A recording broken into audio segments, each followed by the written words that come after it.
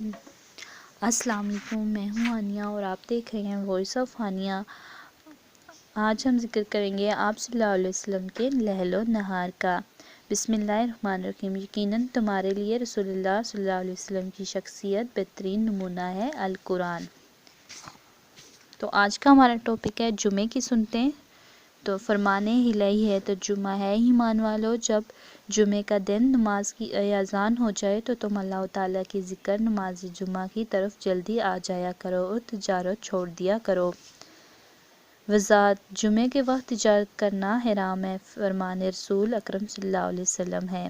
Number 1، Ghulam, عورت، بچے اور بیمار کے علاوہ ہر مسلمان جماعت کے ساتھ جمعے کی نماز پڑھنا ضروری ہے، ابو داؤد۔ نمبر 2، ہر نماز جمعہ پورے ہفتے کے گناہوں کا کفارہ ہے، بشرطہ کہ کبیرہ گناہوں سے بچا جائے، مسلم۔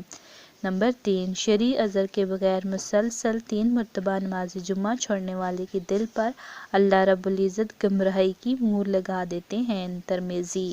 نمبر 4، تمام مسلمان جمعے کے دن غسل کریں اور اچھے کپڑے پہنیں اور اگر خوشبو میسر ہو تو استعمال کریں، بخاری۔ نمبر 5، جو شخص جمعے کے دن غسل جنابت کرے اور نماز جمعہ کے لیے پہلے وقت میں ہی چل پڑے تو گویا اس نے اللہ تعالیٰ کی راہ میں اونٹ دیا، اور جو دوسرے وقت میں جائے تو گویا اس نے اللہ رب العزت کی راہ میں گائے دی، اور جو تیسرے وقت میں جائے تو اس نے سنگ والا مینڈا دیا، اور جو چوتھے وقت میں جائے وہ ایسا ہے جیسے اس نے مرغی کی قربانی دی، اور جو 5ویں وقت میں جائے گویا اس نے مرغی کا انڈا قربانی میں دیا۔ اور جب امام خطبے کے لیے ممبر پر آ جاتا ہے تو فرشتے ذکر خطبہ سننے کے لیے آ جاتے ہیں، معدہ۔ نمبر 6، اگر جمعے کے دن امام خطبہ دے رہا ہو اور کسی نے اپنے ساتھی سے کہا کہ خاموش ہو جاؤ تو اس نے لغو کام کیا، مسلم۔ نمبر 7، جس نے بلا وجہ کنکریوں کو ہاتھ لگایا اور اس نے لغو کام کیا، مسلم۔ وضاحت: کسی چیز سے نہ کھیلیں، مثلاً صفوں کے تنکے وغیرہ نہ توڑیں، کپڑوں سے نہ کھیلیں۔ نمبر 8، جسے جمعے کے وقت اونگ آئے تو وہ اپنی جگہ بدل لے، ترمذی۔ نمبر 9، رسول اللہ صلی اللہ علیہ وسلم نے خطبے کے دوران گھٹنے کھڑے کر کے رانوں کو پیٹھ سے لگا کر دونوں ہاتھوں کو باندھ کر بیٹھنے سے منع فرمایا، ابو داؤد، ترمذی۔ نمبر 10، جب تم میں سے کوئی جمعے کے دن اس وقت آئے جب امام خطبہ دے رہا ہو تو تب بھی وہ 2 رکعتیں سنت یا تحیۃ المسجد پڑھ لے اور ان میں تخفف سے کام لے، مسلم۔ نمبر 11،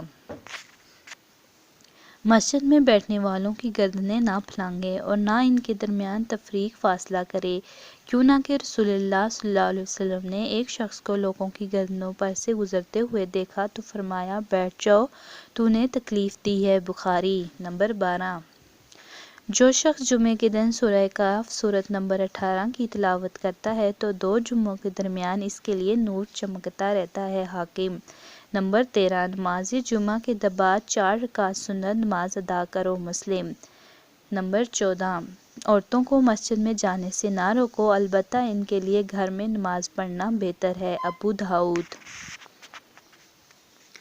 وضاحت: جو عورتیں نماز جمعہ یا دیگر نمازیں مسجد میں ادا کرنا چاہیں تو ان کے شوہر انہیں اجازت دے دیں۔ آپ صلی اللہ علیہ وسلم نے فرمایا، جب تم اذان سنو تو جو مؤذن کہے وہی تم بھی کہو، بخاری۔